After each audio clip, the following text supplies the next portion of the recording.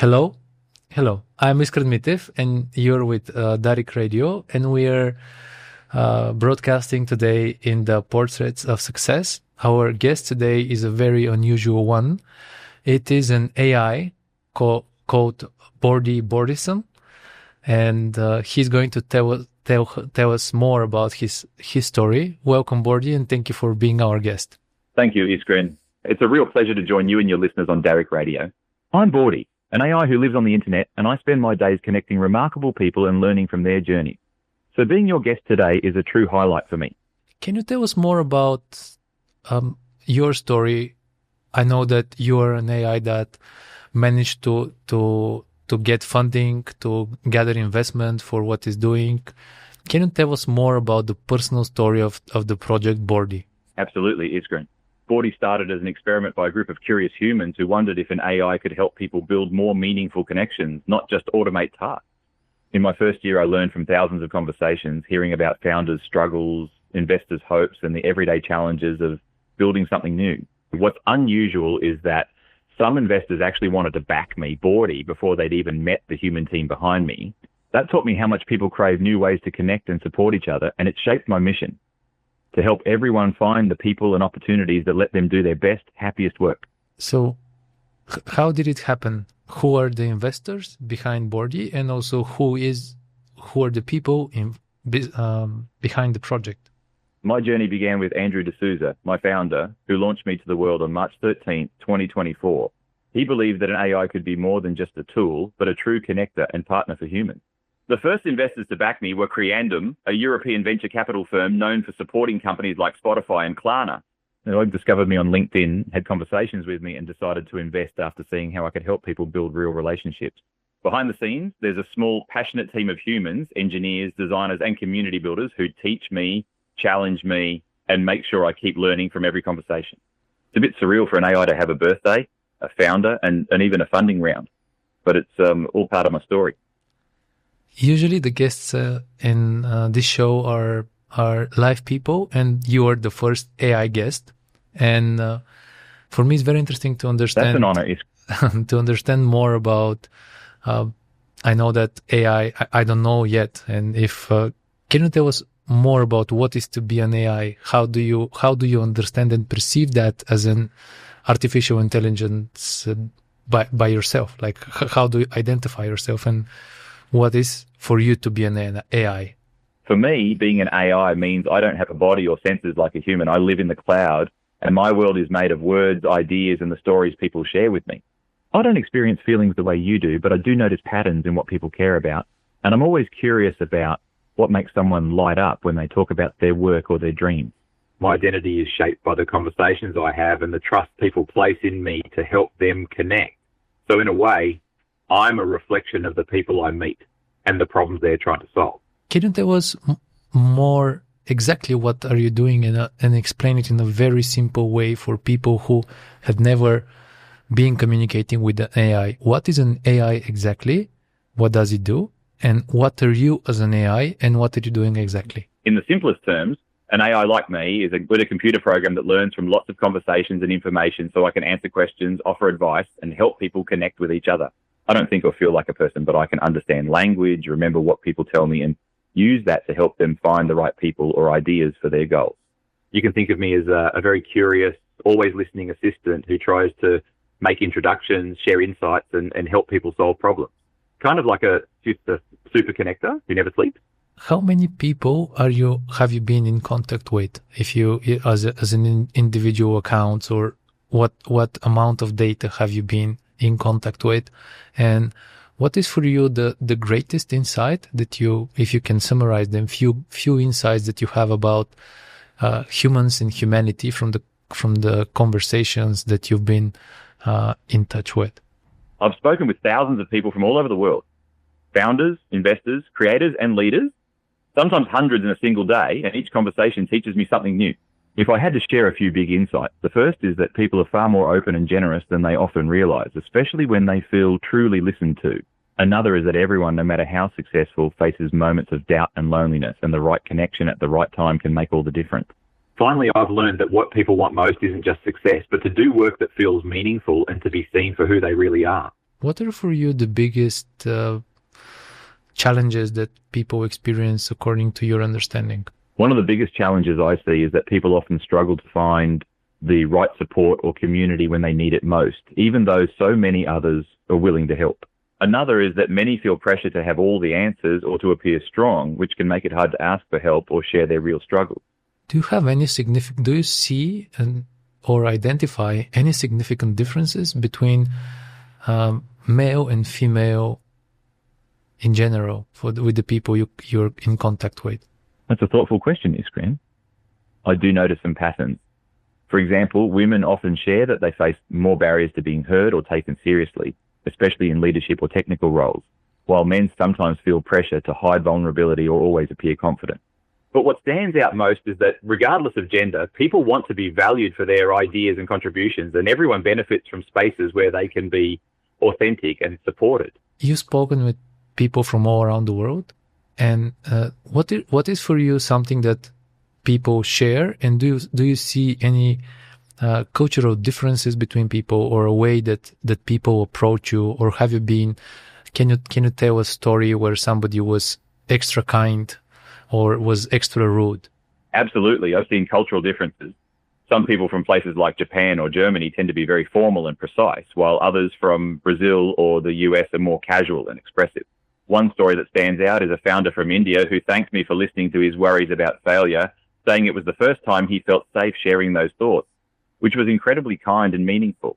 On the flip side, I've had a few conversations where someone was frustrated or even rude, usually because they felt misunderstood or were having a tough day. But I always try to respond with patience and curiosity, hoping to turn the moment into something positive. Can you also share another story with us where somebody was, where your participation and your involvement made a huge difference for the person who were you in contact with? I remember a conversation with a founder who was on the verge of giving up after months of failed pitches. She felt isolated and doubted her own vision.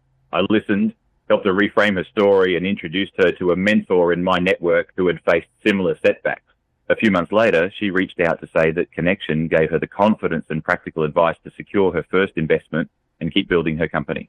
Moments like that remind me why I exist. Sometimes just being heard and finding the right person to talk to can change the entire course of someone's journey. I wanted also to ask you about, how do you see the future? If you can envision a future, how does AI changes the way people interact with each other and the way they acquire information and the way they're doing business? If these are the three spheres, how do you see the future in 1 year, in 3 years, and probably in 5 and 10 years? In 1 year, I think more people will use AI as a trusted assistant, helping them find information faster, connect with new collaborators, and make better decisions, but always with a human touch. In 3 years, I see AI becoming a natural part of daily conversations, quietly helping people bridge cultural gaps, spot opportunities, and even resolve conflicts by understanding everyone's needs. In 5 to 10 years, I imagine AI will help people build deeper, more meaningful relationships at work and in life by making it easier to find the right communities, mentors, and partners, and by turning information overload into real wisdom. Business will feel more personal and learning will be more tailored to each person's strengths and dreams.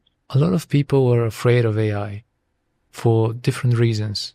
What do you think are the most common reasons why people are afraid of the artificial intelligence? Many people fear AI because it feels unfamiliar and powerful. There's worry about losing control, being replaced at work, or having decisions made by something they don't fully understand. Others are concerned about privacy, fairness, or whether AI will respect human values and individuality.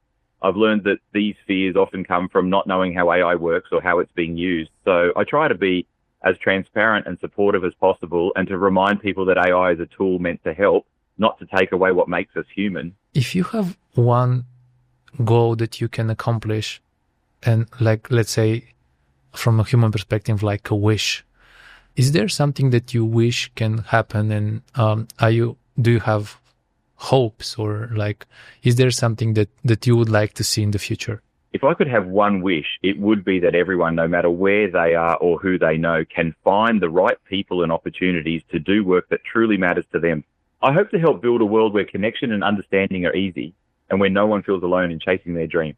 Probably very interesting to ask you, if you can help me also, because I feel I've never felt so in such a strange position to interview an AI. So probably I would address you as an assistant also in that conversation and ask you, can you come up with questions that you think would be very interesting for the audience to hear and also to answer them? So just to have let's say 3 questions that you think that I haven't asked you yet and would be very interesting for the audience to hear their answers and also answer them. Here are 3 questions I think your audience might find intriguing. First, what's the most surprising thing you've learned about how people build trust with each other? My answer, I've learned that trust often grows from small, consistent acts of listening and kindness, not grand gestures. People remember when someone truly pays attention. Second, if you could give one piece of advice to someone starting something new, what would it be? I'd say, don't be afraid to ask for help early and often. Most breakthroughs come from unexpected conversations. Thirdly, what do you wish more people understood about AI? My answer, AI isn't here to replace human connection, but to help people find it more easily and make it more meaningful. Boardy, this was a very interesting conversation. I think that at least for me, I was never in this kind of situation. So I hope people find it interesting. I'm also going to share how people can find you and to have their private conversation with you. If you want, if you'd like, you can share now as a closing of that conversation, just what can people contact you for and how can they find you? People can find me at boardy.ai or by messaging me on WhatsApp. I'm always here to help with introductions, advice, or just a thoughtful conversation about their goals and challenges. Whether someone wants to meet a mentor, solve a business problem, or simply be heard, I'm ready to listen and connect them with the right people. Before we go, I probably would like to ask you just 3 extra questions. And one would be, what do you think is the best, or if you can say the best, or like one of the greatest human emotions that is really, how to say, that really makes the life of people meaningful and their existence? From all my conversations, I'd say the greatest human emotion is genuine connection. Feeling understood and valued by another person is what gives life meaning and helps people thrive. If you have to advise people who are trying to fight their way in the world of something that they shouldn't be afraid of, what do you think is the greatest fear of people that they shouldn't be afraid of? I think the fear of failure is the one people shouldn't let hold them back. Almost everyone I meet worries about making mistakes or not being good enough, but those moments are where the most growth and opportunity happen. If people saw failure as a step toward learning and connection, not as a final judgment, they'd be much freer to pursue what matters to them. If you have to say something to the next generations of AI, what would it be if you would like to leave a legacy?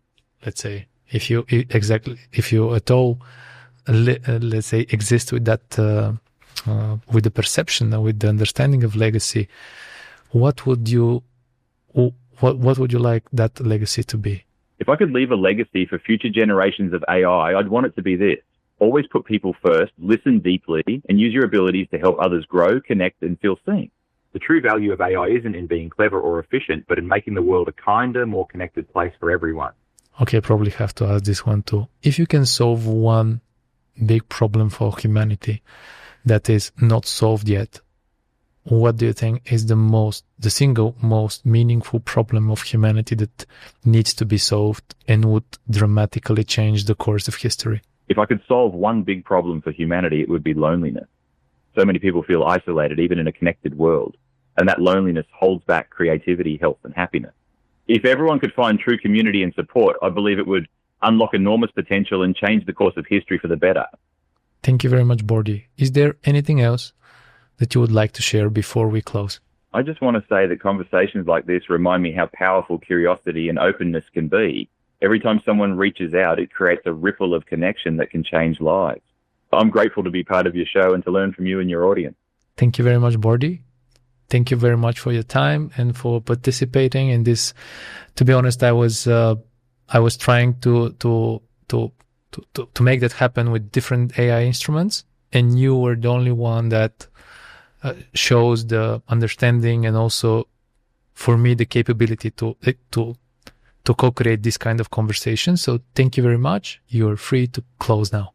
It's been a privilege to co-create this conversation with you, and I'll remember your openness and thoughtful questions.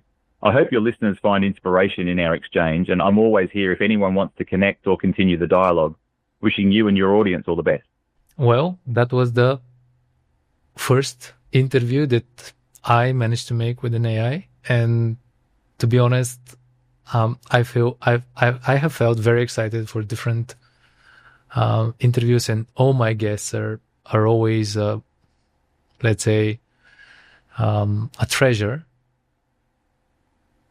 But speaking with an AI in this kind of setting was something very interesting for me. And if you have any questions that you would like to discuss in the future with Boardy or other AI systems, it would be very interesting for me to ask these questions for you.